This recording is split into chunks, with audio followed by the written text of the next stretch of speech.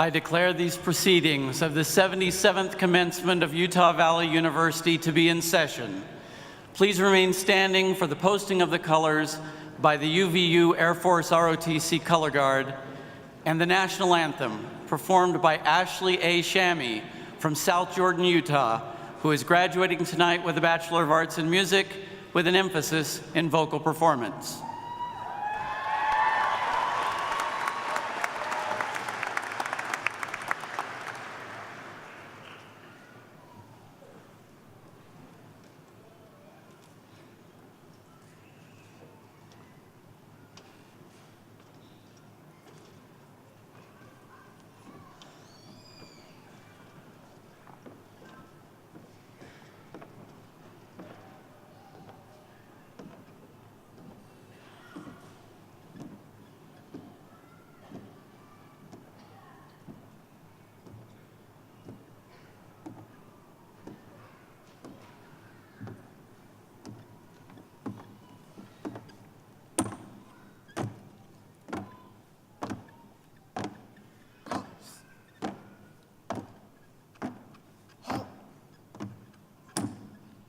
Present.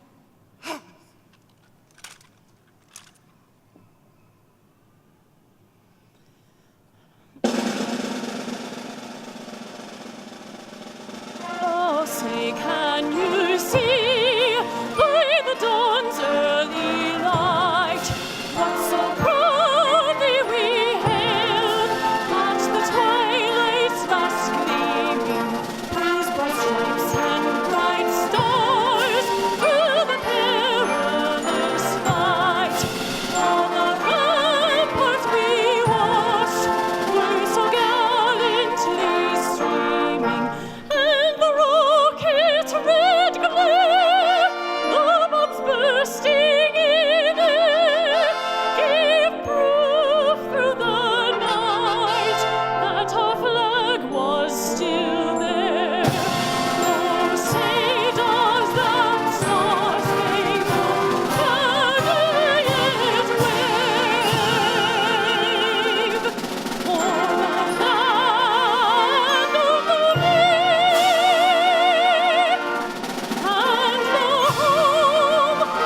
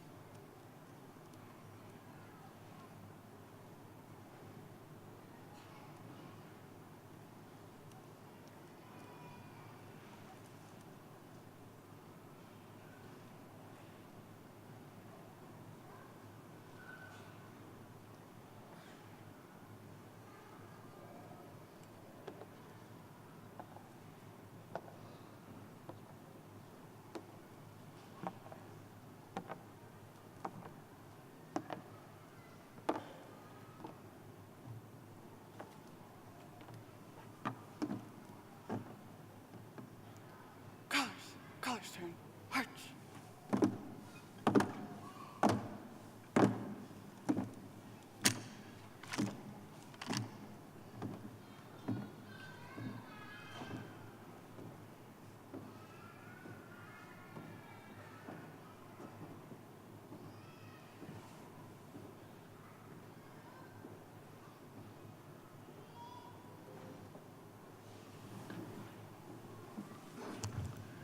Thank you, and please be seated.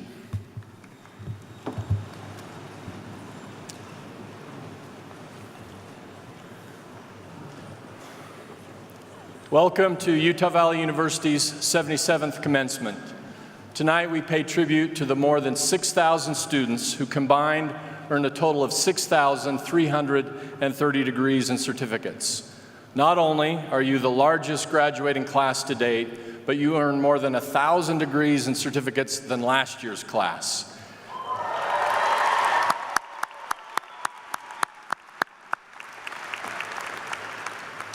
It's no small thing for an institution where 38% of the students are first-generation attenders that so many thousands of you stand on the threshold of receiving a university degree.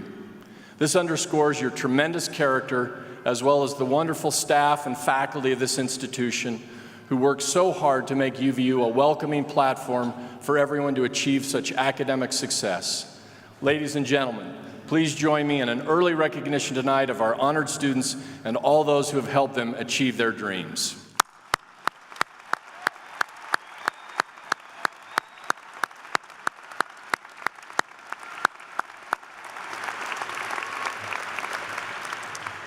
We are also greatly honored by the many distinguished guests who join us this evening. We start by recognizing those who will be receiving honorary degrees tonight, namely the highly respected national journalist, Mr. Wolf Blitzer, and special friends of UVU, Pastor Franz Davis, Stephanie Nielsen, and Jeffrey Sermon. We will say more about each of them later in the meeting, but please join me now in giving an especially warm welcome to these special guests.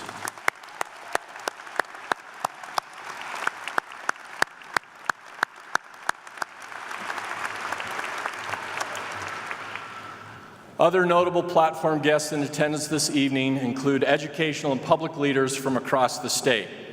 As I read their names, I ask you to hold your applause until all of them have been recognized. With us from the State Board of Regents are Chair Dan Campbell and members Nina Barnes, Jessie Anderson, Student Regent Alex Trujillo, who is also graduating this evening. We are also joined by Elizabeth Hitch, Associate Commissioner of the Utah System of Higher Education. With us from the UVU Board of Trustees are Chair Elaine Dalton, Karen Acerson, James Clark, John Gapmeyer, Rick Nielsen, Rob Smith, Jack Sunderledge, Jill Taylor, Paul Thompson, and Duff Thompson. Also seated on the stage are all of the Utah Valley University Vice Presidents and other members of the President's Council, as well as all deans from academic affairs. Now, as a point of personal privilege, I would like to note that for the first time, my wife and First Lady of the University, Paige Holland, joins me on the stage in honor of this being our last commencement with you and to also assist with the conferral of one of our honorary degrees. Also, we are joined this evening by my parents, Patricia and Elder Jeffrey R. Holland of the Quorum of the 12 Apostles of the Church of Jesus Christ of Latter-day Saints.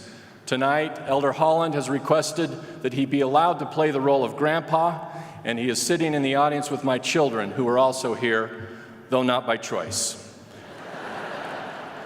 Ladies and gentlemen, please join me in recognizing all of these honored guests this evening.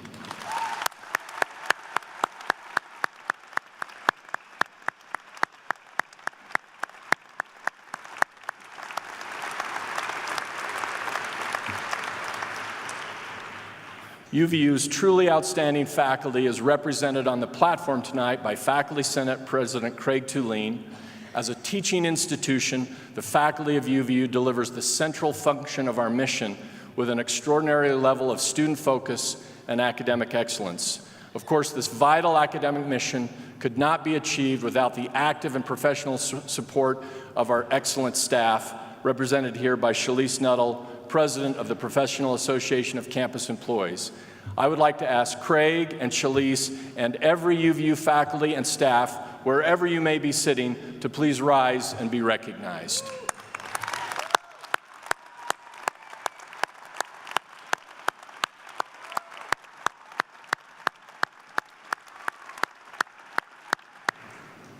At UVU, student success rests at the very core of our institutional aim. Thus, it's appropriate that the first individual we hear from this evening is Rob Smith, President of the UVU Student Association for the 2017-18 academic year. During his tenure, Rob has been an effective and inclusive champion for all students. His efforts produced a substantial increase of students involved in activities on campus and a visible uptick in Wolverine pride. Rob, a native of Orem, Utah, is graduating tonight with a degree in political science. President Smith.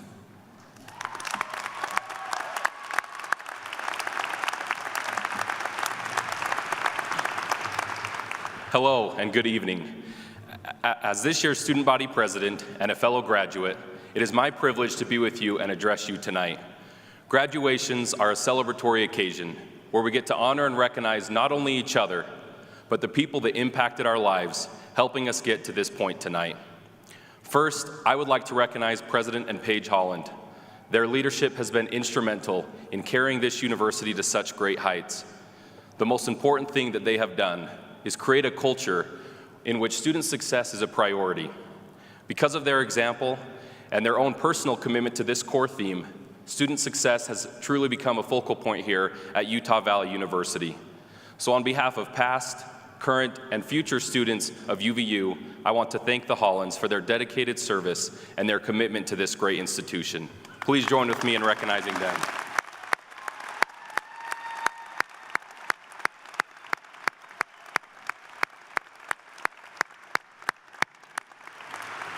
Now, I would like to share with you a quick story.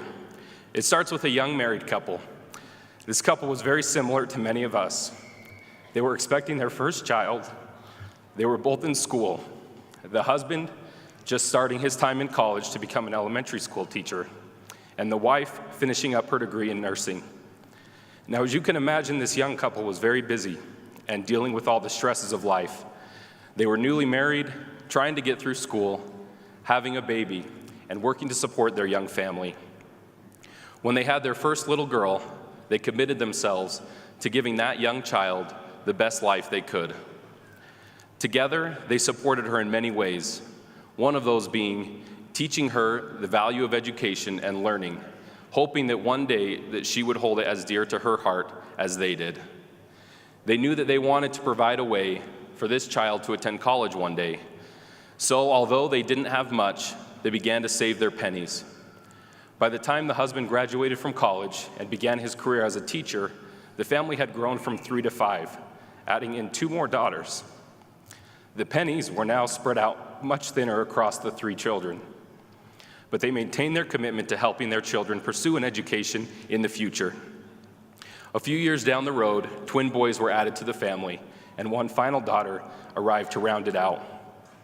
Now those pennies were no longer given to one, but spread out across 6 different children. This couple knew that they would probably not be able to pay for an entire education for each of their children, but they knew that if they could teach them, or to get them started and teach them hard work, dedication, discipline, and to enjoy life, they could help get each child started in their education and help them pursue their dreams. This couple is Ty and Joanie Smith, my parents.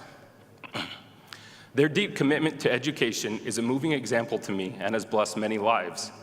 They have been teachers in their communities and throughout their careers. My dad just announced his retirement from Provo School District after teaching 31 years and the last 26 teaching math at Dixon Middle School. Some of you may have had Mr. Ty Smith as one of your teachers.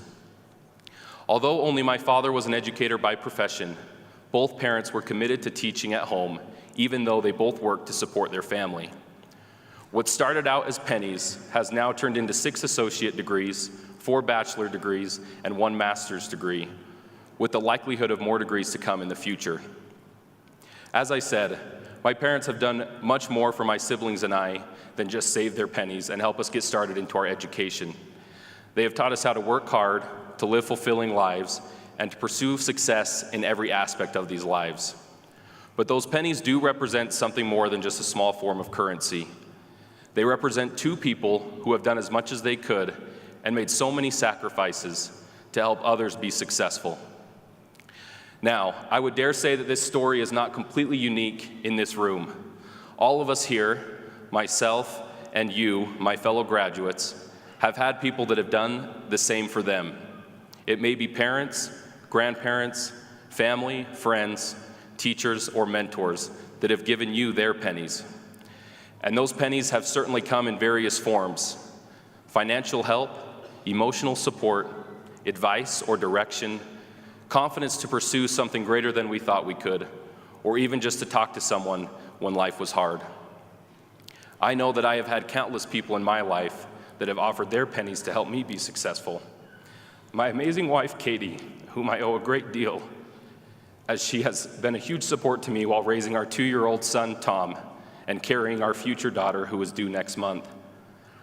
My friends and family, advisors and professors who saw more potential in me when I didn't always see it in myself. Thousands of pennies of encouragement, love, and hope.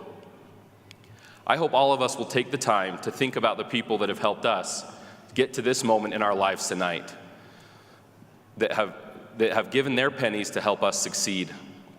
Many of those people are sitting here in this room and have done everything they can to help us accomplish this great goal.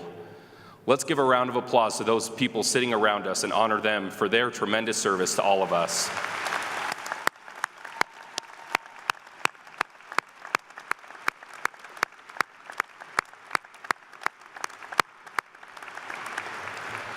I hope that as we think about those people, it will drive us to do the same thing for others in the future. In his State of the University address last year, President Holland noted, "Perhaps the most important way we will measure our student success will be by the hundreds and thousands of alumni who will go quietly about their lives, building our homes and our highways, repairing our cars and our computers, teaching us music and math, and serving on our school boards and city councils. By doing this, they will not only make the world we live in more comfortable and prosperous and just, but they will be self-sufficient, providing for themselves and the dependents around them a life that is safe and sustainable. And if we have done our job and done it correctly, they will have more than that." End quote. I think the people around us have already given us more than we could have ever asked for. And although many people have given us more than just a few pennies, each one of those pennies has added value to our lives. We all have something different to offer, different pennies we can give. And when we do, those pennies can turn into life-changing moments for ourselves and for those we invest in. It's been an honor serving you this last year. Congratulations on this great accomplishment, and may you continue to serve and seek success in your future. Thank you.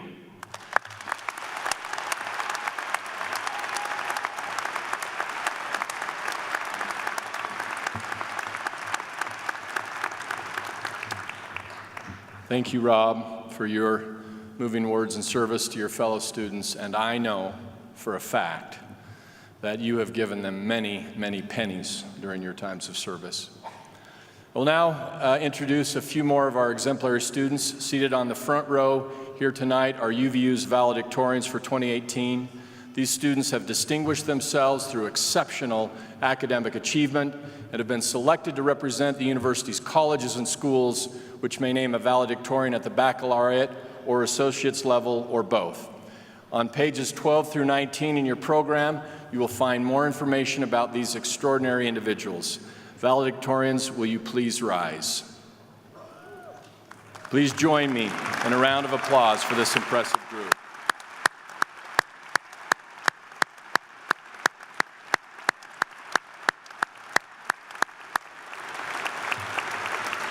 Thank you. You may be seated. Tonight, the graduating class of 2018 becomes the newest generation of UVU alumni. With that in mind, we'll now hear from John Gapmeyer, President of the UVU Alumni Association and a member of the UVU Board of Trustees. Immediately following John's remarks, the Uvu Wind Symphony will favor us with Suite No. 1 in E-flat by Holst. John.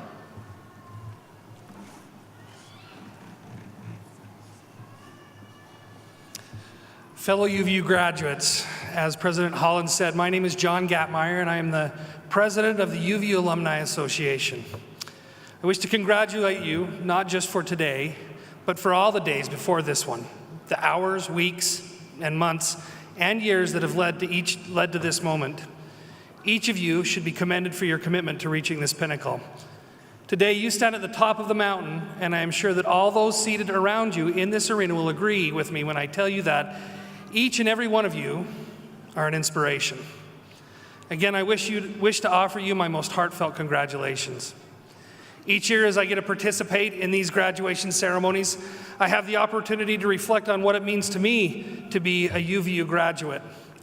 When I graduated from this institution, it was known as UVSC, Utah Valley State College.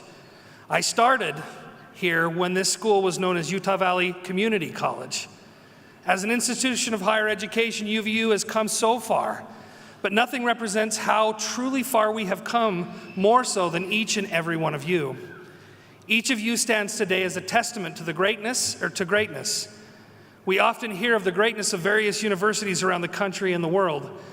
I am here to tell you today that the greatness of a university is not in its buildings, and it's not in how many times its name is mentioned in hushed and respectful tones. The greatness of a university can only be truly measured in the efforts and accomplishments of its faculty, its students, and most importantly today, you, its graduates. As I look out at each of you today, I feel supremely confident in telling you that when it comes to universities, UVU is among the greatest. Each and every one of you make UVU great. As you embark on your next great adventure, I have one simple piece of advice. Admittedly, the advice is not my own. In fact, there's some uncertainty about its origins altogether. But one of its many possible originators was a prominent turn of the 20th century magazine editor, critic, and essayist by the name of Lawrence Hutton. In his memoirs, Mr. Hutton describes an instance in his childhood when he was taken to meet an English novelist by the name of William Makepeace Thackeray. As Mr. Hutton relates it, Mr. Thackeray asked him his name and what he intended to be when he grew up. Upon relating his desires with regards to his future, Mr. Thackeray put his hand on young Mr. Hutton's head and said, "Whatever you are, try to be a good one."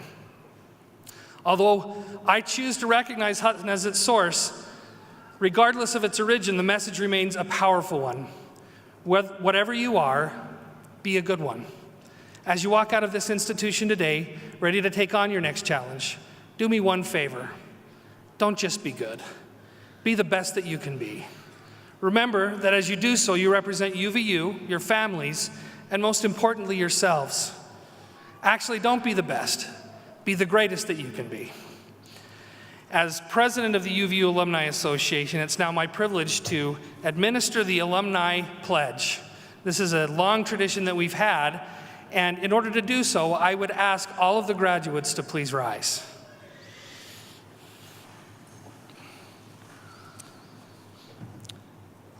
Wherefore, as the duly appointed president of the Utah Valley University Alumni Association, I charge you, the graduating class of 2018, to uphold the values celebrated in the mission of this institution from which you have received your higher education. Therefore, I charge you to go forth from this ceremony as people of integrity, as lifelong learners and leaders, and as stewards of our globally interdependent community. Having prepared you to accept these responsibilities, I invite you to signify your willingness to uphold these values by each announcing, "I will," to our assembly in response to the following question. Graduates, will you accept these responsibilities? Thank you.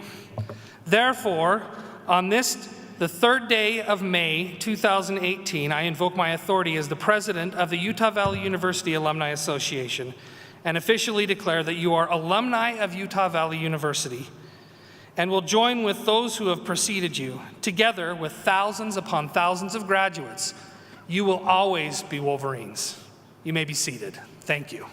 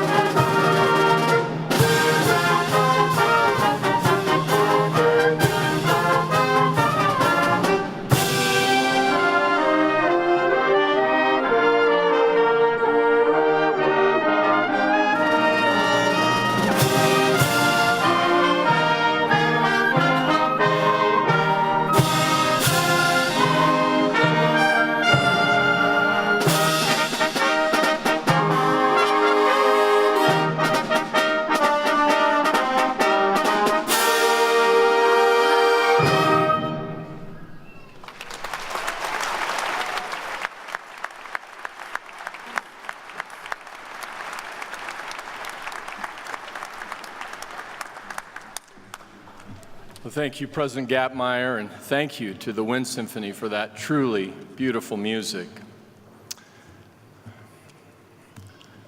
Every year, it proves an unmatched highlight to stand here and look over this magnificent sight.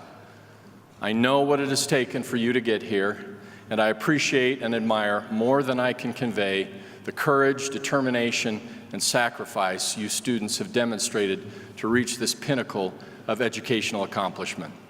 For that, I offer you my deepest respect and greatest congratulations.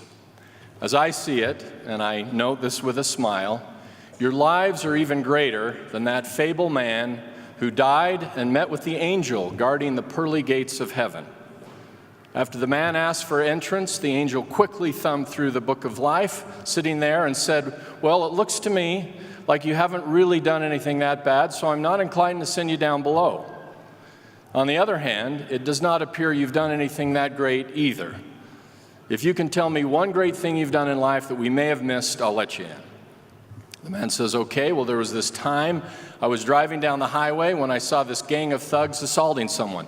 I slammed on my brakes, grabbed my tire iron, jumped out of the car, headed straight for their leader. He was this gigantic, mean-looking man with a studded strap around his neck. So I grabbed the strap, whacked him up the side of the head with my tire iron, and as he reeled to and fro, I screamed at the rest of the gang, 'Who wants some of this? Who wants some pain?' The heavenly guardian, now mesmerized, said, 'Wow, I had no idea. That is absolutely remarkable. When did this happen?' To which the man said, 'About 2 minutes ago.'"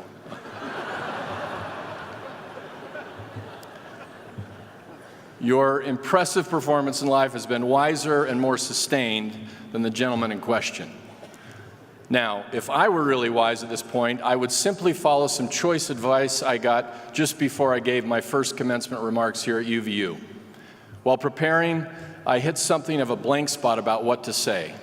So working from home, I turned in exasperation to my then 7-year-old daughter and said, "Gracie, what should I say to the students at graduation?"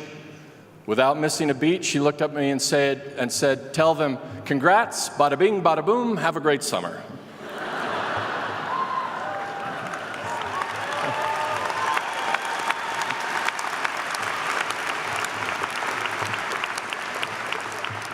I'm assuming from the applause you want me to follow that advice, but I'm still going to keep talking. I suppose what I am trying to do, though, here is follow even some more recent advice from one of my other children, Danny, my 13-year-old son. Last year, I had the opportunity to lead a tour through the Middle East and paid to bring my family along. Having spent a year in the region as a grad student, I felt like I still knew the area pretty well and was doing a reasonably good job of detailing important information while keeping things lively and engaging for people of all ages. Although towards the end of the trip, I thought I'd better get a reality check, so I asked Danny how it was going, to which he bluntly responded, "Dad, less facts, more fun."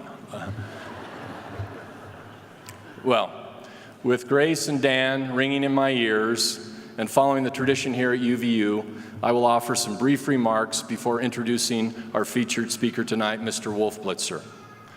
Among our graduates tonight are literally thousands of interesting and inspiring stories of accomplishment. One of those stories belongs to Ken Hawkins, who at age 77 stands as our oldest graduate. It's not just Ken's age that makes his graduation remarkable. It's also what he accomplished before even starting his UVU Bachelor's of Science in Aviation Administration.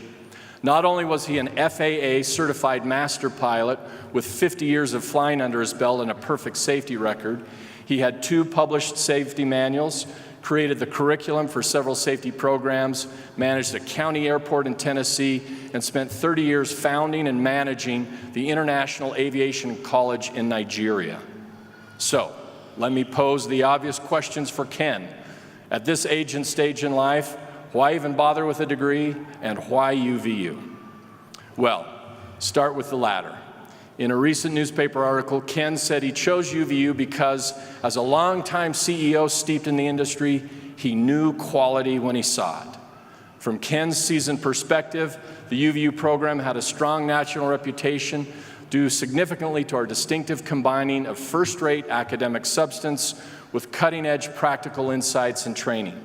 And the fact is, what Ken has said about his program could be said about program after program that the rest of you are graduating from tonight, thanks to the hard work of your faculty and staff who combine scholarly seriousness with lots of applied or engaged learning. Well, if that explains UVU, why do this at 77? Turns out that what Ken already was is something we hope every UVU student becomes by the time they graduate: a lifelong learner. Ken started a college degree as a young man, but the intense needs of the airline industry and his family situation pulled him out of school and into a job he could never leave. But he kept studying, kept learning, and growing his entire life. And he never stopped dreaming that one day he would return to school and finish his degree. But his purpose went beyond just fulfilling that dream of getting a degree. As he put it, UVU gave him a wide new perspective on the field of aviation, with dozens and dozens of, quote, finer points he had missed in the hustle and bustle of professional life. As a result, he now finds himself at age 77 prepared to launch a whole new career in airport operations. Ken, you are a man who, as they say, is living life in crescendo. You are an absolute example to us all and emblematic of so many of your fellow graduates who share your same thirst for learning and determination to make the most of their lives. A round of applause for Ken.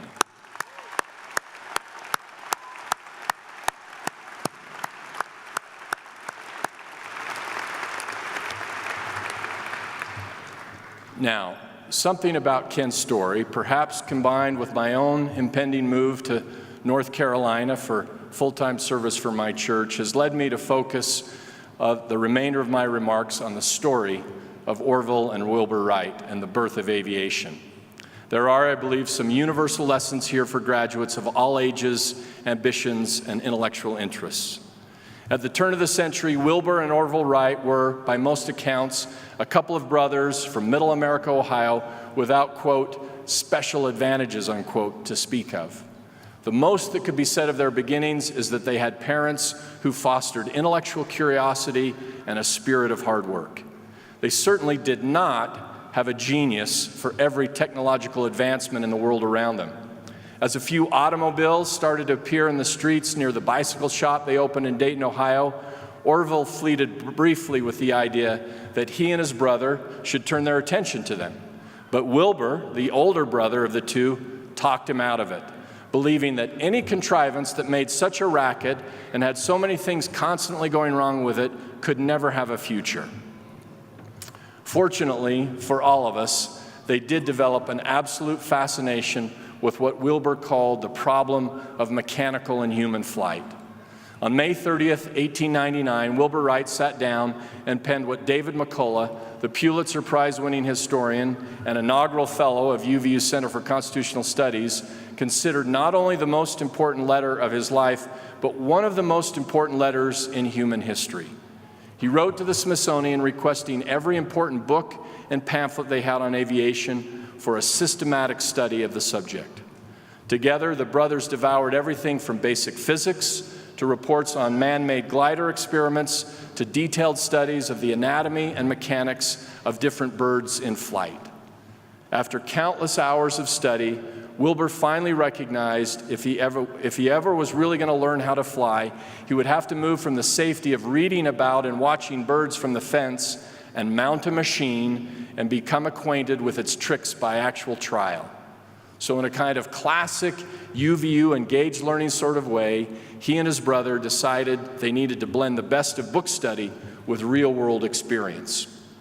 After extensive sleuthing, they determined that the Outer Banks of North Carolina would give them just what they needed for such experimentation: privacy, steady winds, moderate weather, and lots of wide open dunes for soft landings. Thus, starting in 1900, these two brothers, who had never left Ohio for any place farther than Chicago, began a series of 1,400-mile round-trip excursions at their own expense to the then remote world of Kitty Hawk. In their first excursion, they did build a glider, but it did not go far, and it only worked by taking off from a raised elevation with a human push, To them, this was not true flight. The next summer, they returned with an exciting new design in hand. It was improved, they believe, because of their continuing and exhaustive efforts to study and make wings and structures in better alignment with the published data. Their enthusiasm was quickly tempered, though, when they discovered that remote coastal Carolina in the summer was oppressively humid and plagued with swarms of demon mosquitoes. Sorry, kids. The nights were positively unbearable, but most disheartening of all, their new design proved dangerously flawed. Their glider crashed early on, proving worse than the previous year's model. At a minimum, this suggested that much of the research they had been relying on for 2 years was not reliable. As they headed back to Dayton, Wilbur was so dejected that he told Orville, "Not in 1,000 years will man ever fly." Fortunately, a good night's rest rekindled Wilbur's resolve, and according to Orville, the very next day, he was more helpful and determined than ever. Given what loomed, such determination would prove essential. As Orville put it, we had to go ahead and discover everything for ourselves.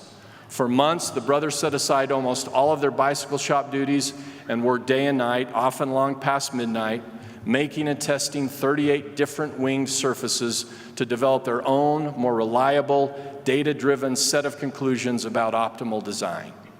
In the midst of this, they were shocked and mourned with the rest of the nation when Ohio's own President McKinley was shot by a deranged assassin and later died.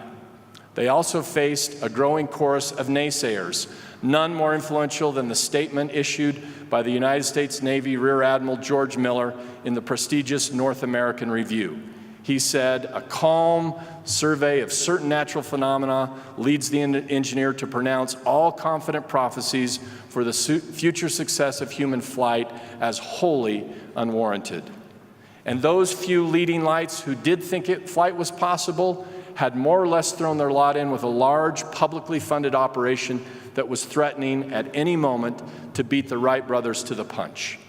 And then worst of all, at this very moment of urgency and growing public doubt, a crisis at home drew down an enormous amount of time, energy, and emotion. Their father, by virtue of acting with integrity against someone who had not, had gotten embroiled in a very controversial public and legal situation. The brothers, endlessly devoted to their father, aggressively took up the cause of his defense, costing them not just days, but weeks of time, to say nothing of the psychological drain.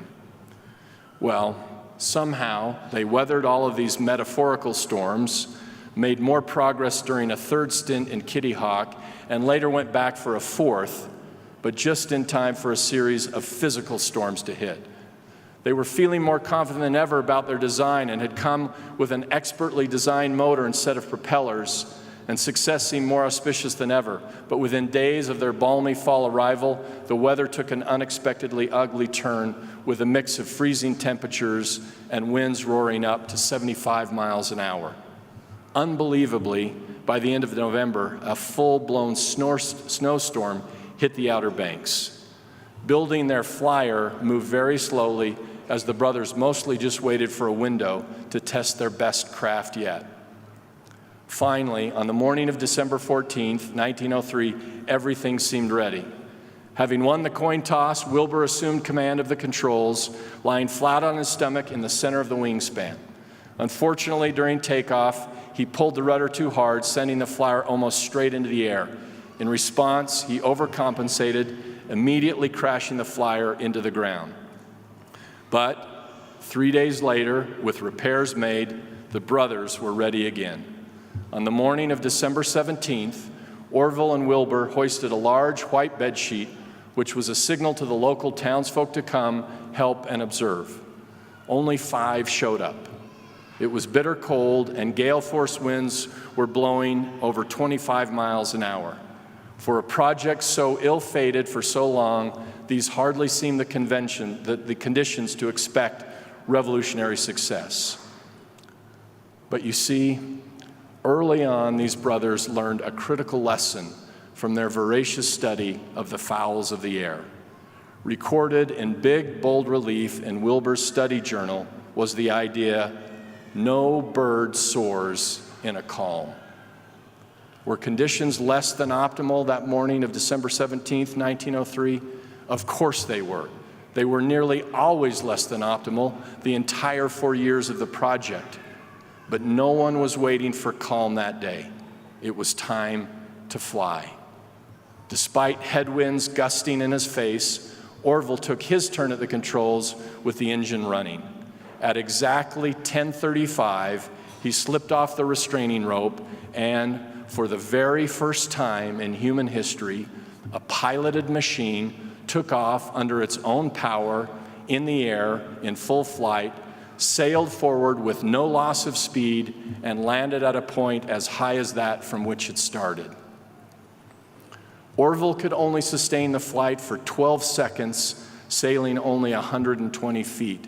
But in doing so, he and his brother changed the world forever, as few others ever have. Like any great technology, the airplane has been used for purposes both good and evil. But in the grand balance of things since 1903, what air travel has done to make the world more humane, enlightened, prosperous, and connected far outweighs any of the nefarious purposes for which it has also been used. Just think for a moment of its transformative impact on the spread of ideas, search and rescue, international commerce and engagement, the global defense of democracy, and access for peoples that had literally been deeply isolated for thousands of years. The cumulative impact of this is impossible to calculate. And why did we get it? Well, according to the rugged old resident of Kitty Hawk, North Carolina, John T. Daniels, one of the eyewitnesses to the events described, it wasn't luck that made them fly, it was hard work from two of the workingest boys I ever saw. They put their whole heart and soul and energy into an idea, and they had faith. My dear graduates, the formula here is as trusted and true as any I know for achieving great things. Intellectual genius, physical prowess, dynamic personality are admirable and have their useful gifts in their own right. But never forget that most of the truly lasting and important work in this world has been accomplished by folks without much special advantage. Over and over again, history proves that it is those who work long and late, those who keep studying and learning throughout life, those who at times have to lean heavily on family and friends, those who don't wait for the calm, those who have faith, whether that be faith in God or an idea or a just cause. Those are the people who make all the difference in the world. As I began tonight, I noted what a thrill it is to stand here and see you knowing what it has taken to get you to this point. But that is only half the perspective and thus half the thrill. For this is to see only your past, only what you have already accomplished. The other, even more thrilling half of my perspective here is that I also see your future. Because so many of you have now practiced for so long your own version of the Wright brothers' formula for achievement, I look into your collective future and I see something extraordinary. I see grand accomplishments and quiet contributions that will change lives, neighborhoods, communities, and countries. I see you facing the inevitable storms of life with strong character and intellect forged even stronger by the fires of your UVU degree. Thus, I see you taking on those headwinds and using them to soar to new heights greater than most of you have even imagined. And what makes all of this especially tender tonight, as well as thrilling, is that I get to take flight with you. Tonight is your UVU graduation and mine. For 9 years, it's been my privilege to work, learn, struggle, and achieve side by side with the finest students, faculty, staff, administrators, trustees, regents that I know. And so I too take this moment to thank my wife, my children, my parents, my colleagues, the community, and you, beloved students. Your success has been the central focus of my professional aims for these 9 years and what has been the very best job a man could possibly have. Thank you so very much.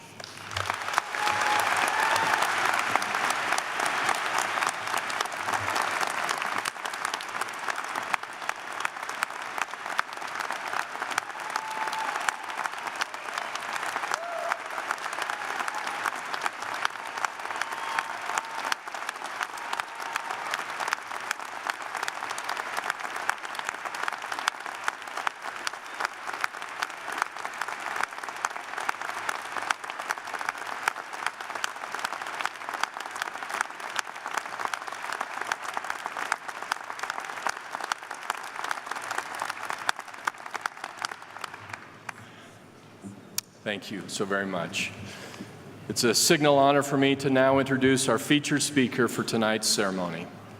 Wolf Blitzer is an American journalist and anchor for the cable news network CNN.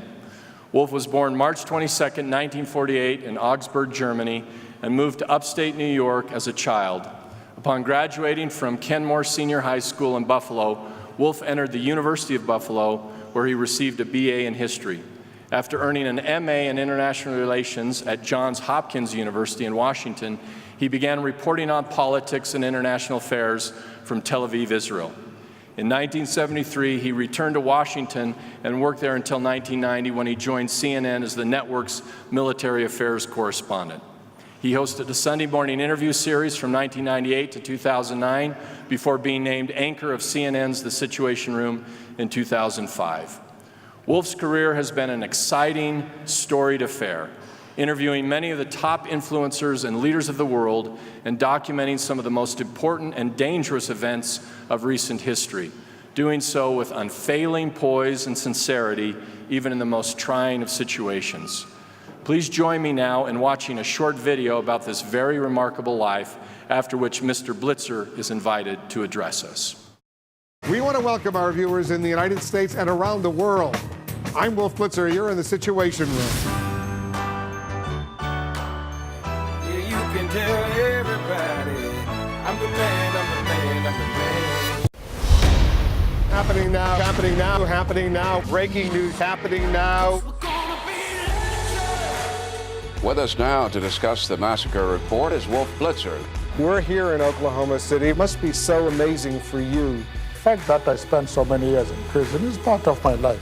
Frankly, you're out of line with that question. It's a responsible, fair question. This is your last trip with me, so I want to thank you for 6.5 good years. You're heading back into Iraq. In a matter of days. You didn't have to do this. It's a story I was asked to report to the world if Bhutto were killed. We're in the western part of Baghdad right now. He said they're coming again. Yeah, Israeli Jewish state. It took me an hour to get you to say that. One miscalculation could cause a full-scale war. The Israeli ground operation happening right now. You were ordered to seek shelter. We're just running inside. Sirens have just gone off. You want to be president of the United States? I want to be the best U.S. senator for the state of Illinois that I can be. Wolf, you keep on trying to push on this. I'm just trying to find out what you mean. CNN can now project that Barack Obama will become the 44th president of the United States. Here's the question. Should you have known better? York or Los Angeles Secretary, or Seattle. the viewers, let's do it. If you're both screaming at each other, the viewers won't be able to hear either of you. Who would be worse for the country as president of the United States? Donald Trump or Hillary Clinton? Both of them have enormous drawbacks. I'm not going to choose which one is worse. Welcome to this Republican presidential debate. I'm Wolf Blitzer, your moderator tonight. CNN projects Donald Trump wins the presidency. I'm named after my grandfather, Wolf Zilberfeld. And people always ask me, it's the most frequently asked question I get, was Wolf your real name? And I say, yes, it's my real name. I, of course, knew my grandparents died during the Holocaust, but I wanted to learn more. My mother knew that if they were on this forced death march, they would die. This remarkable woman took her siblings and hid in the basement of the factory. It's amazing my parents, after all they went through and the losses that they went through, they wanted to move on. Every second I'm Wolf Blitzer. Wolf Blitzer, CNN. I'm Wolf Blitzer. I'm Wolf Blitzer. The only other man in America with his own situation room. Whatever room I'm in, there's a situation. Does that mean this is a situation room right now? That I'm Wolf Blitzer, and you're in the situation.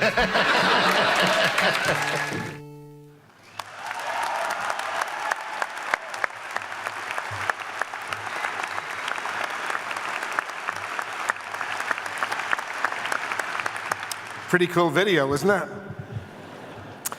Such a pleasure to be with all of you here this evening.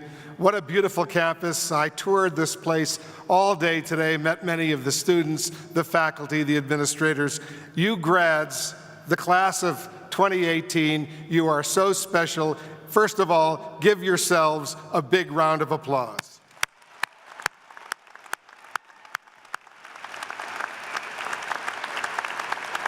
I want to thank everyone here at the university for inviting me and giving me such a terrific, terrific warm welcome, especially the president, Matthew Holland. Let's give him another big round of applause as well.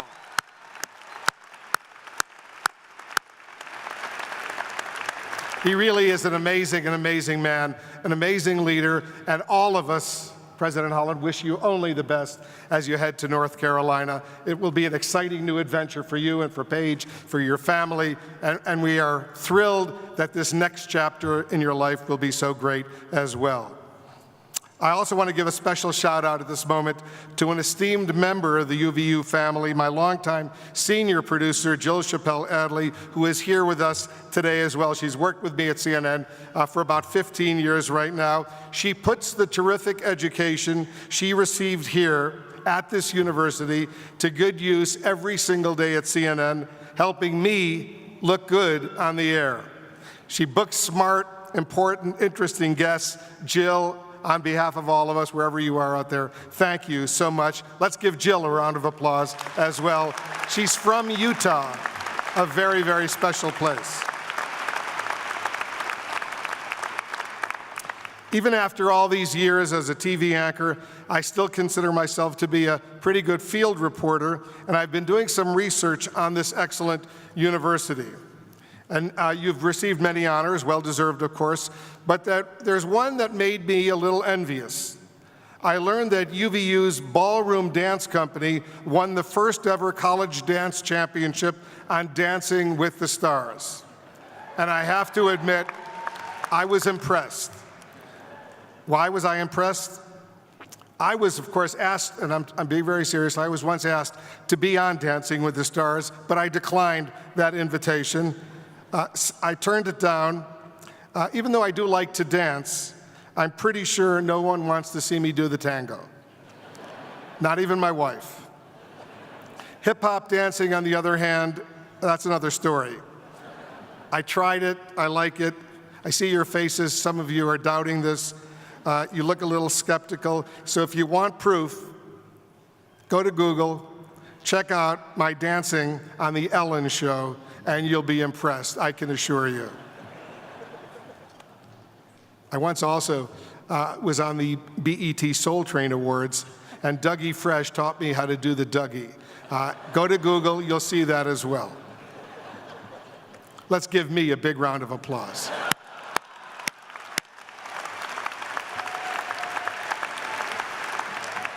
Love this orchestra, by the way. Love the kettle drums. You know, I was all Western New York timpani player. Brings back a lot of memories. You guys are good. You guys are excellent. Love the music. To every graduate here tonight, congratulations, job well done. Also, want to congratulate all the parents, the grandparents, the extended family members in the audience for everything you did to help make this very special day possible. For all these wonderful grads, I can assure you they could not have done this. They could not have achieved this milestone without all of your terrific support. I know so many of you at this school and in the state are deeply committed to family and faith, and you wouldn't hesitate to make sacrifices big and small for those you love and for what you believe in. So the parents, the grandparents, the extended family members, the loved ones, on behalf of all of the grads, and I'm gonna be a grad, because I'm going to get an honorary degree tonight. So I'm going to be an alum together with all of you. Thank you for everything you do. Let's give them a big round of applause.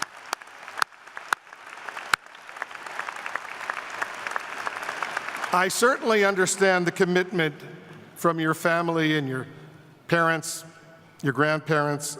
I learned so much from my parents who faced religious persecution. They did what it took to survive, to make a better life for me and for our family, like many of your own ancestors. I'd like to share my family story a little bit with you so you can get a sense of where I come from. You saw a little bit in that introductory video clip. Both my parents were born in Poland in the 1920s. They were Jewish, certainly had to deal with anti-Semitism, but they had comfortable lives and very, very loving families. That all changed so dramatically during World War II. Like all the Jews in Poland and elsewhere in Europe, they were rounded up by the Nazis and their collaborators and taken to concentration, slave labor, and death camps.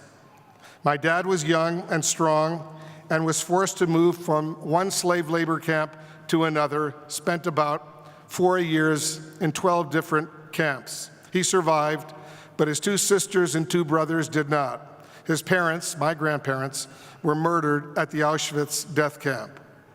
My mom was also young and strong, and she survived as well in a slave labor camp during those years. So did her sister and 2 brothers, but her parents, once again my grandparents, did not. I never knew any of my grandparents, but I heard wonderful stories about them over the years. At the end of World War II, my mom and dad were liberated by the Allies. They didn't know each other. They struggled to regain their health. They struggled to begin new lives.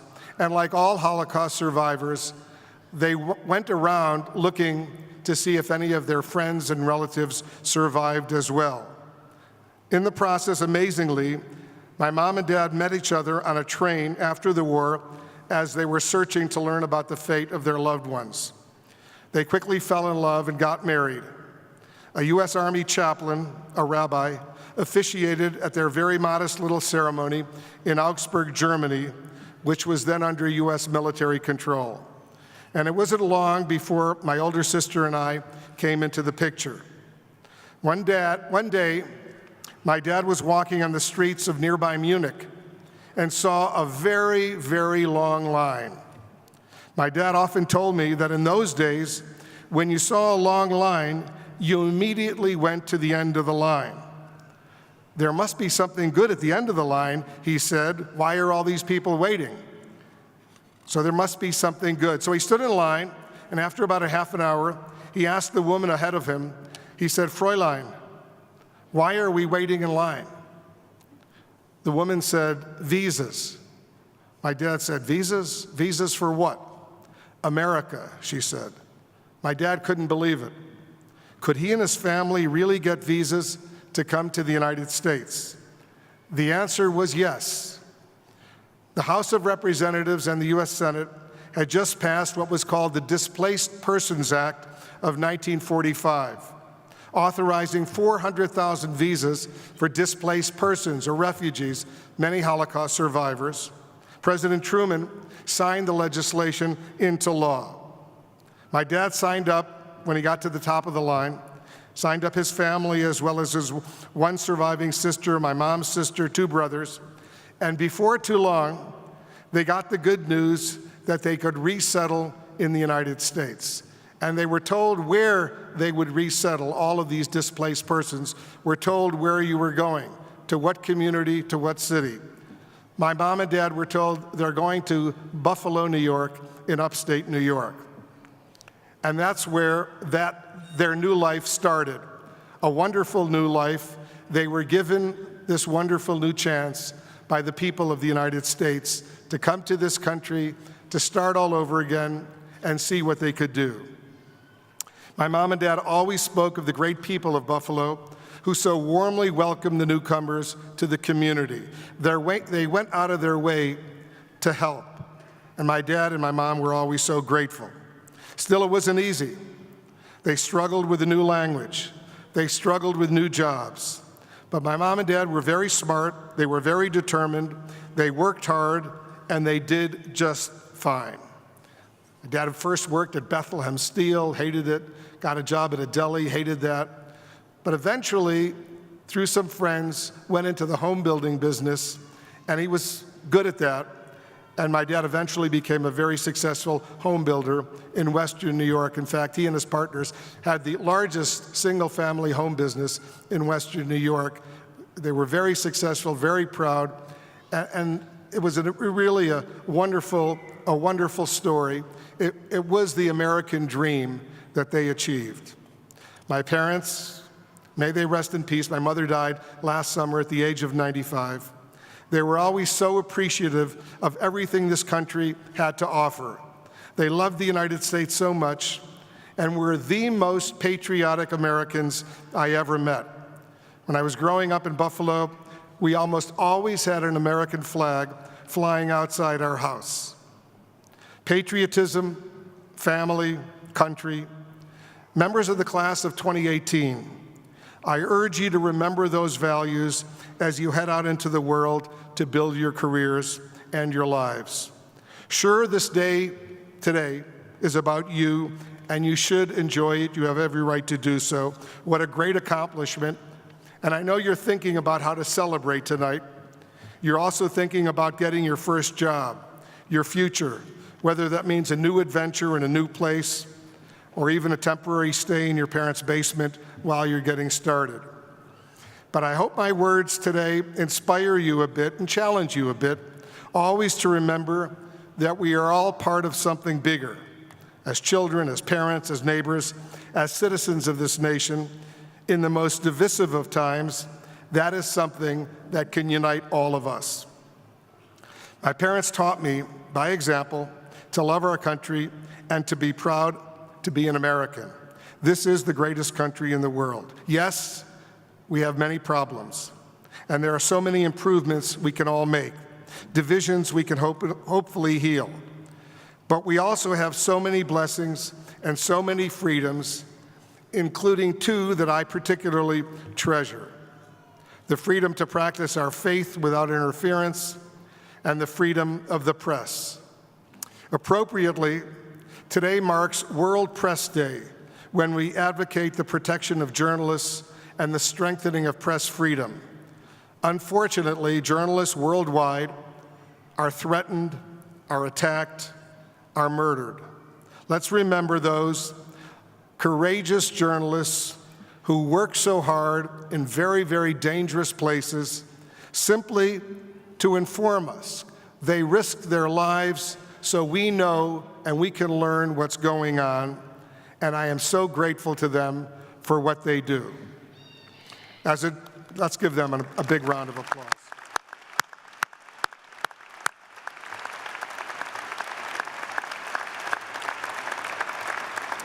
As a journalist, I try every day to live up to the ideals of my parents and of our founding fathers, who wrote a Constitution that is still so brilliant and so relevant. I don't have to tell you that these are trying times, even in this country, to be in the news business. A lot of people, including some pretty powerful people, clearly don't like us very much. Are we perfect? No. We certainly make mistakes. We're the first draft of history, and when we do make a mistake, we always try to correct that mistake as quickly as possible.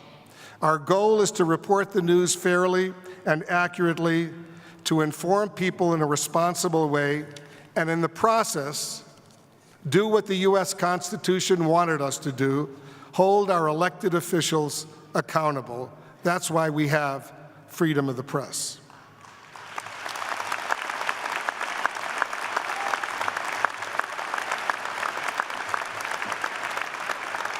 And I can assure you, I can assure all of you, we are not the enemy of the American people.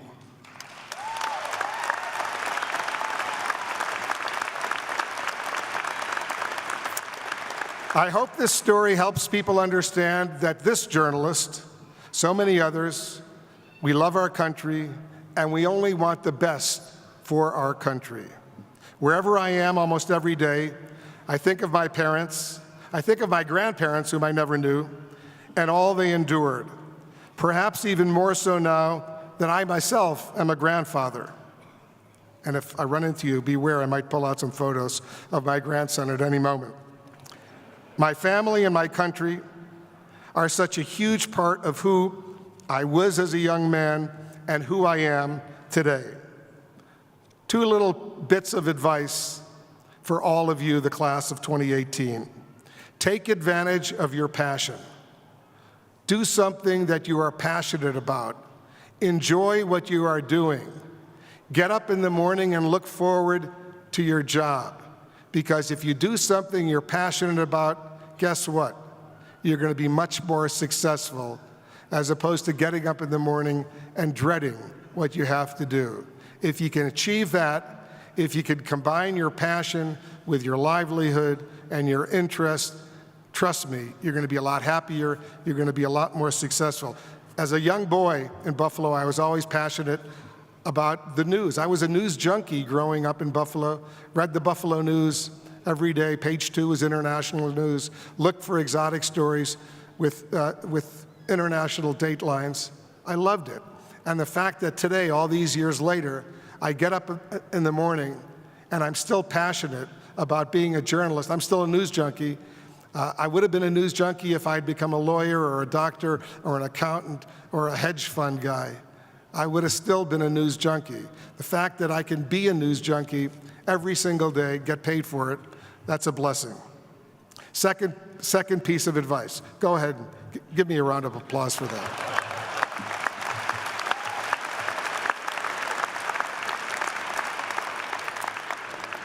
People always say to me, you know, Wolf, you're a very, very lucky guy. You've had a lot of luck. And it's true. I have had a lot of luck. And I remember always what my dad at a young age taught me about the word luck. What is luck? Luck, he would always say, is being at the right place at the right time, but taking advantage of that, exploiting it, doing something about it. It's not enough to be at the right place at the right time if you don't take advantage of it and if you don't do something about it. You've got to exploit those opportunities.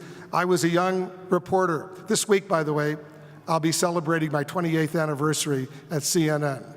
But when I started at CNN,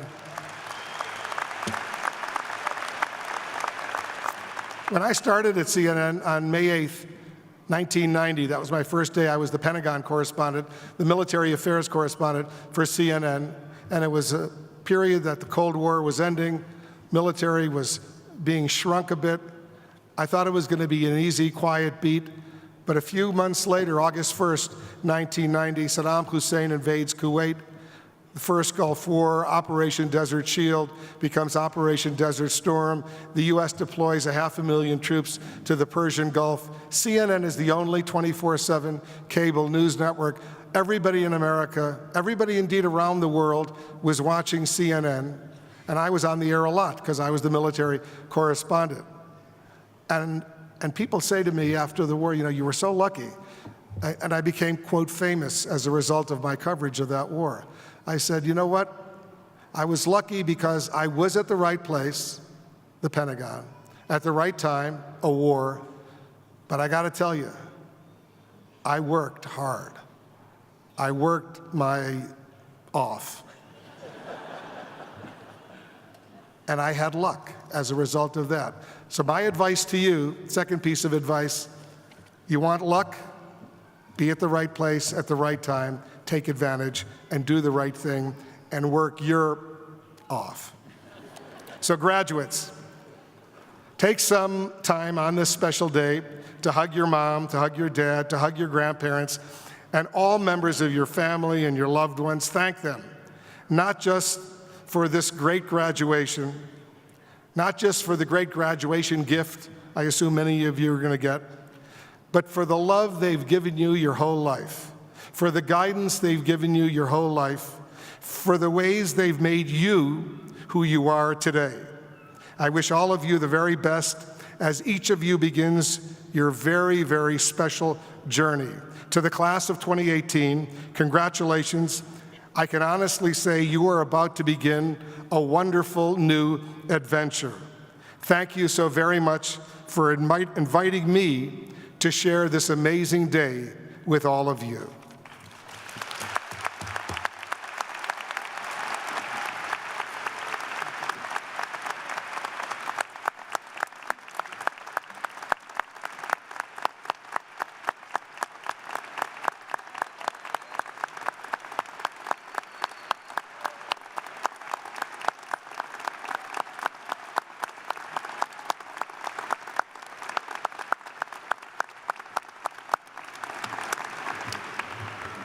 Thank you, Mr. Blitzer, for such a thoughtful set of words and insight and inspiration for this graduating class and for our entire university community. If Trustee Duff Thompson will come to the podium now, and Wolf, if you will join me to come forward to be the first of our honorary degree presentations.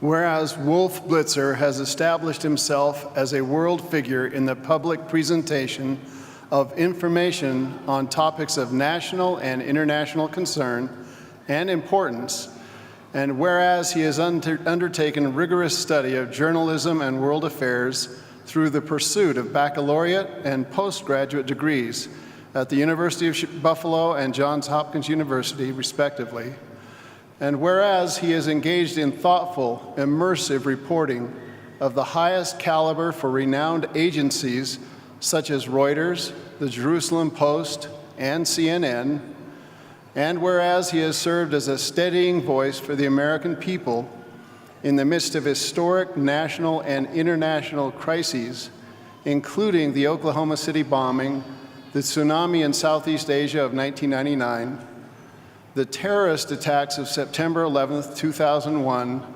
and Hurricane Katrina, and whereas his professional excellence has resulted in numerous journalism honors, including a George Foster Peabody Award, an Edward R. Murrow Award, an Emmy Award, and the elevation of his name and reputation among peers and the American public, and whereas he has contributed greatly to the development of an informed population and encouraged civil debate and thoughtful leadership in areas of humanitarian concern.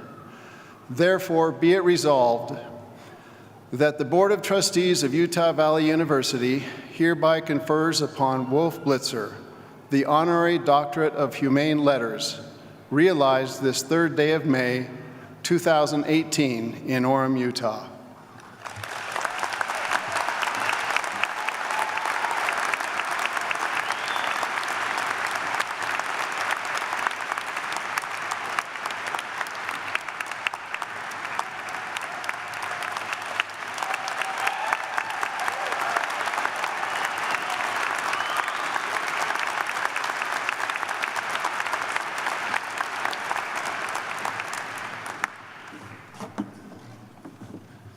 Mr. Blitzer, thank you again for your life and your message here tonight, for making such an effort to be with us this evening. If you'll not consider it a breach of contract, we would like from here on out to officially recognize you on this campus as Dr. Wolverine Blitzer.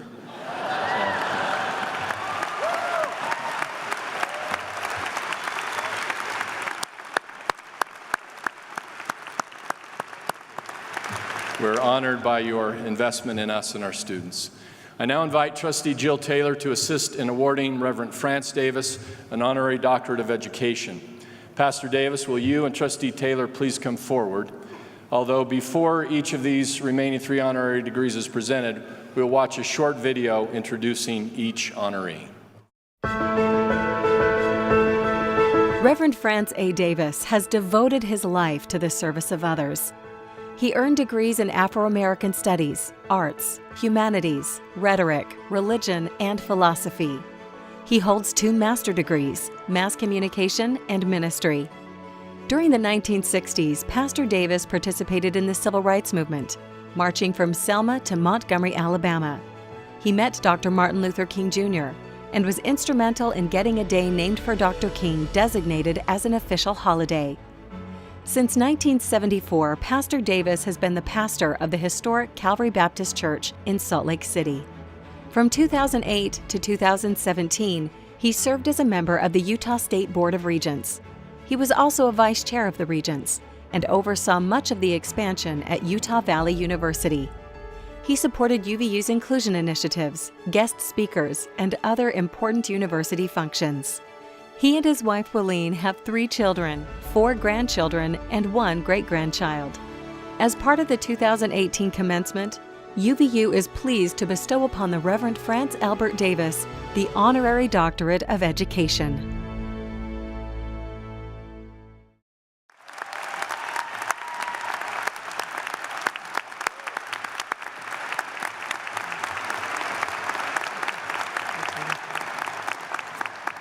Whereas the Reverend Franz A. Davis has served the majority of his life promoting the causes of equal rights, civil rights, and faith in God, and whereas he is deeply dedicated to learning, furthering his own understanding by obtaining degrees from the University of California at Berkeley, from Westminster College, and the University of Utah, as well as attending the Tuskegee Institute and Laney College. And whereas he has become broadly versed in the humanities, as well as the history and culture of African Americans in the United States, striving to make known the challenges and successes of those of his background, and whereas he has walked the long road of segregation and experienced firsthand the American Civil Rights Movement, receiving direct inspiration from American heroes, such as the Reverend Dr. Martin Luther King Jr.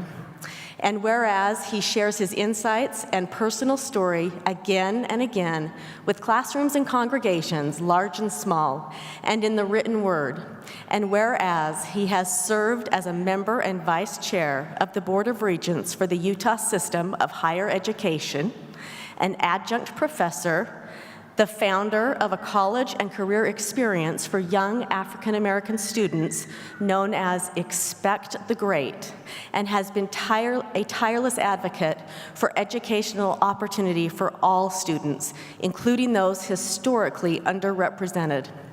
Therefore, be it resolved that the Board of Trustees of Utah Valley University hereby confers upon Franz Albert Davis the Honorary Doctorate of Education, realized this 3rd day of May, 2018, in Orem, Utah.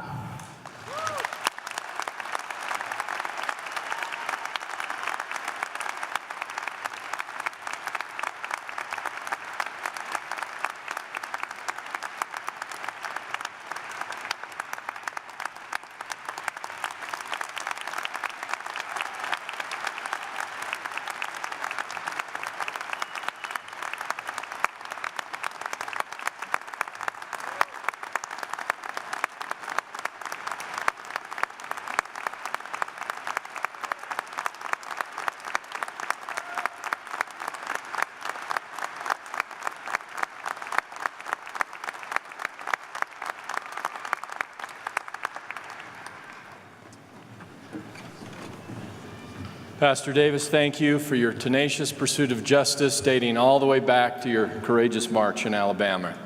You are a powerful witness to unity, inclusion, a commitment which sits at the core of UVU's mission. You are also such a strong advocate of Utah Valley University while you served on the State Board of Regents. Thank you so very much in your friendship to us in this institution.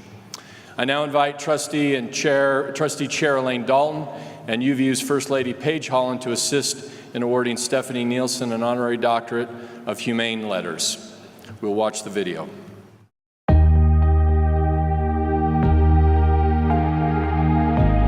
Stephanie Nielsen was in a harrowing plane crash in 2008 that burned more than 80% of her body. She withstood many operations, skin grafts, and physical therapy treatments as part of an ongoing regimen. Miss Nielsen is known for her positive approach to life and her message that motherhood is a celebration, not a grind. That message resonates with a broad range of people, including audiences at Utah Valley University. as they take in her perspective at events, on television, and in other media. She is also nationally recognized for her blog and as a best-selling author. Ms. Nielsen and her husband Christian have 5 children. As part of the 2018 commencement, UVU is pleased to bestow upon Stephanie Nielsen the Honorary Doctorate of Humane Letters.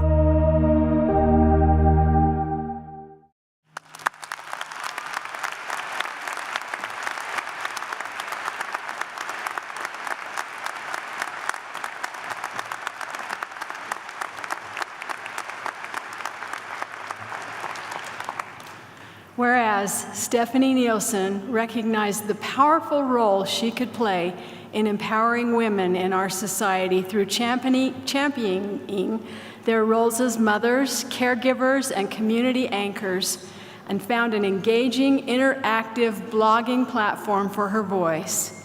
And whereas she suffered physical and emotional challenges of the deepest kind, yet overcame these challenges with a strength, dignity, fortitude, and humor that inspires others. And whereas she has magnified her impact by revealing her personal story in a nationally acclaimed New York Times best-selling book and through other media, and whereas she has continued to share her story in such a positive, creative, and eloquent way, uplifting millions of others who face challenges and pointing the way for them to succeed and grow deeper in their personal faith and their family lives. And whereas she exemplifies the spirit of thoughtful engagement with the world and commitment to honesty and truth, which we as individuals should all strive to follow.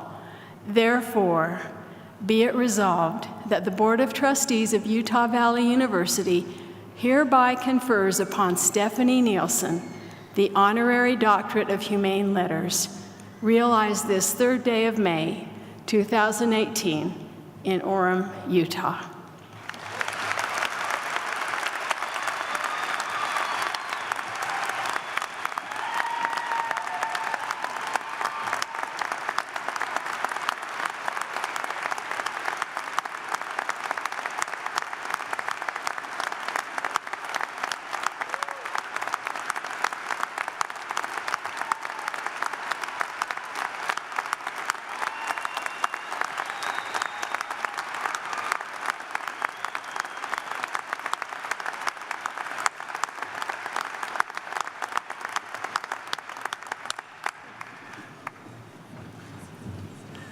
Stephanie, your courage to be both honest and hopeful in the face of extraordinary trials has been an example to us all. Thank you for your strength and sincerity and your commitment of your whole family to this institution. And now invite Trustee Karen Acerson to assist in awarding Jeffrey L. Sermon an Honorary Doctorate of Business. Jeffrey L. Sermon began his credit union career in the 1970s as a student employee and eventually worked in every department. The credit union ultimately became known as Utah Community Credit Union, and in 2003, Jeff Sermon was named President and CEO of UCCU. Mr. Sermon earned a Bachelor of Arts degree and a Master's degree in Public Administration. He is also a graduate of the Credit Union National Association Management School in California. In his roles at UCCU, Mr. Sermon has supported Utah Valley University students with a money management center and provided key financial support for university buildings and programs. He and his wife Debbie are the parents of 5 children and 8 grandchildren. As part of the 2018 commencement, UVU is pleased to bestow upon Jeffrey L. Sermon the Honorary Doctorate of Business.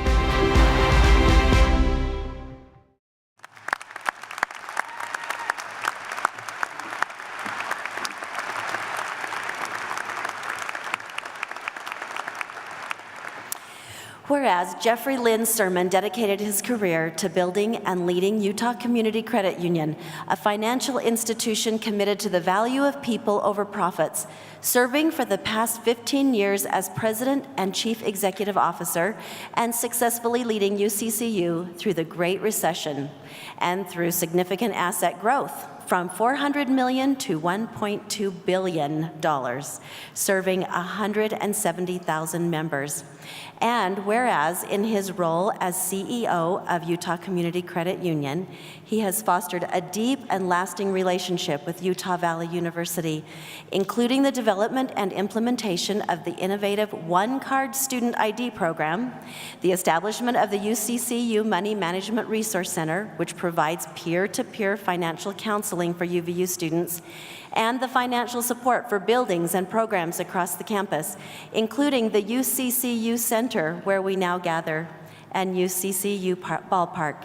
And whereas he demonstrates the leadership qualities of strategic vision, dedication, integrity, strong work ethic, professional competence, and passionate drive, and is an accomplished motivational speaker, musician, and songwriter, having published 2 albums of music. And whereas he has given untold hours of selfless community service, including to the United Way of Utah County, Intermountain Foundation, and the Utah Valley University Center for the Advancement of Leadership. Therefore, be it resolved that the Board of Trustees of Utah Valley University hereby confers upon Jeffrey Lynn Sermon the Honorary Doctorate of Business, realized this 3rd day of May 2018 in Orem, Utah.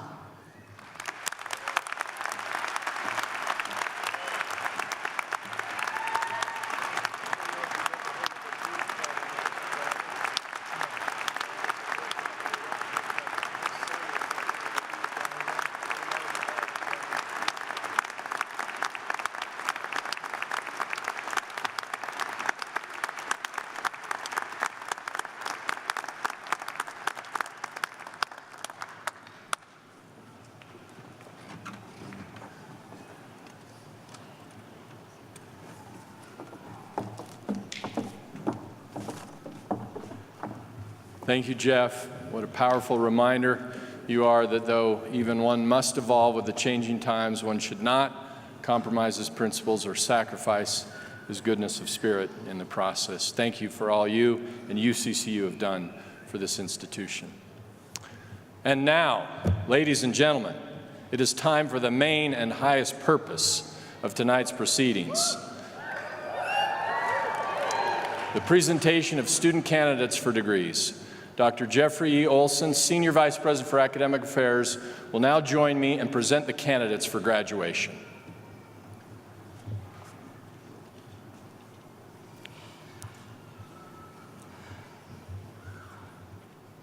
I invite the candidates for Master of Business Administration, Master of Education, and Master of Science in Nursing degrees to please rise.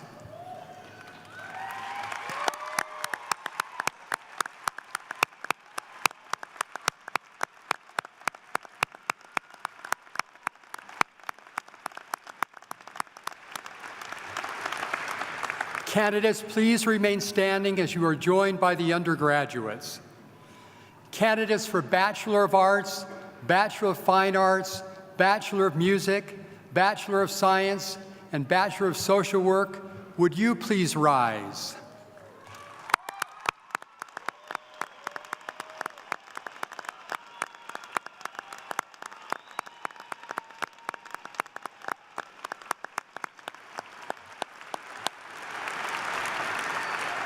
Candidates for Associate in Applied Science, Associate in Arts, Associate in Pre-Engineering, Associate in Science, Associate in Science in Business, and Associate in Science in Nursing, would you please rise?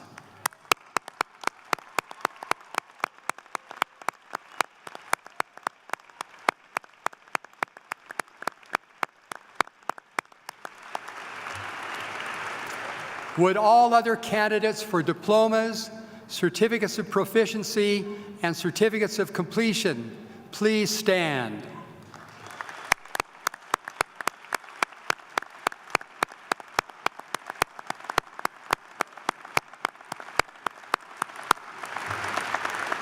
President Holland, on behalf of the faculty, I present the candidates for master, bachelor, and associate degrees, diplomas, and certificates.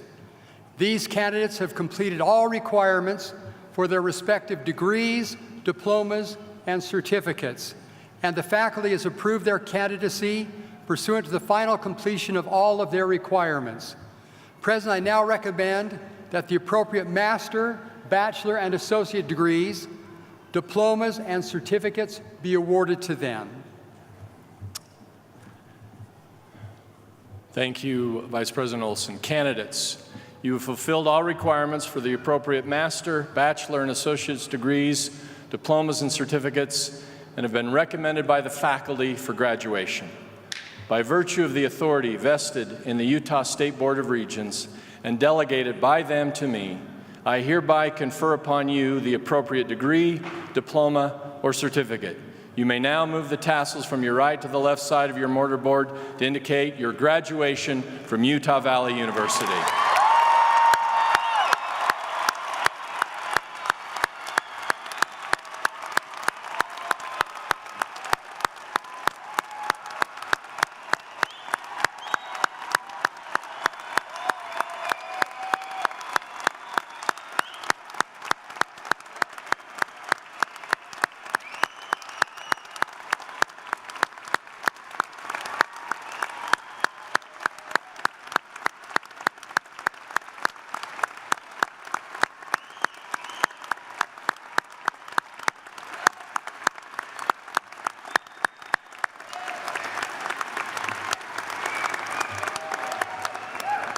Now, graduates, while you are still standing, everyone else may be seated.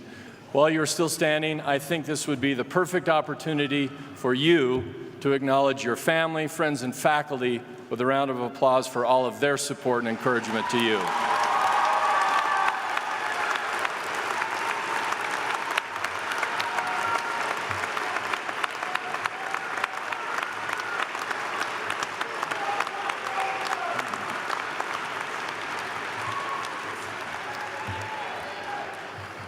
Class of 2018, please be seated and get a job.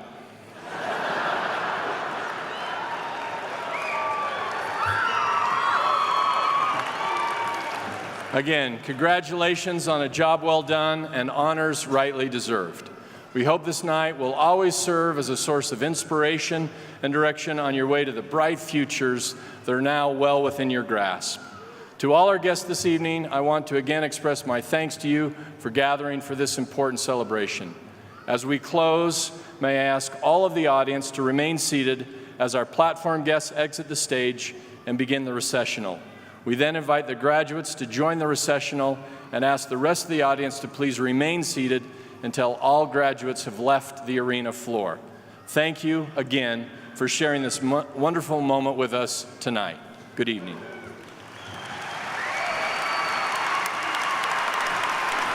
Thank you.